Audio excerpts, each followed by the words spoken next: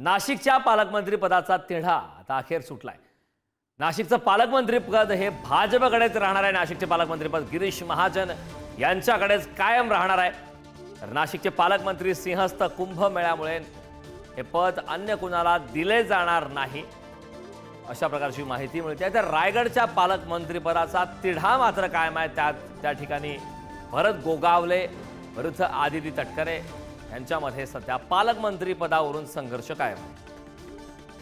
पालकमंत्री पद महाराष्ट्रातील आता मला वाटतं की वर्षभरामध्ये एक एक पालकमंत्री नेमावा। यावेळेस पहिला भाजपचा, दुसरा राष्ट्रवादी, रोटेशन पद्धत करावी आणि महाराष्ट्रामध्ये खो खो नावाचा खेळ येतो, तर तो खो खो खेळ महाराष्ट्रामध्ये या सगळ्यांनी शिकावा। एकाला उठवत जावं आणि दुसऱ्यांनी बसवत जावं। नाशिकचं पालकमंत्री पद जे आहे हे नाशिकच्या पालकमंत्री पदाच्या अनुषंगानं जो तिढा निर्माण झालेला आहे त्यामागे दुसरं तिसरं कोणतंही कारण नाही, तर त्यामागे थेट स्वरूपामध्ये येणारा कुंभमेळा आहे आणि 2,500 कोटीच्या वर जे बजेट येणार आहे त्यामध्ये आपले ठेकेदार कसे घुसवता येईल यासाठी ही सत्तेत बसणाऱ्या लोकांची या पालकमंत्री पदावरून रस्सीखेच सुरू आहे।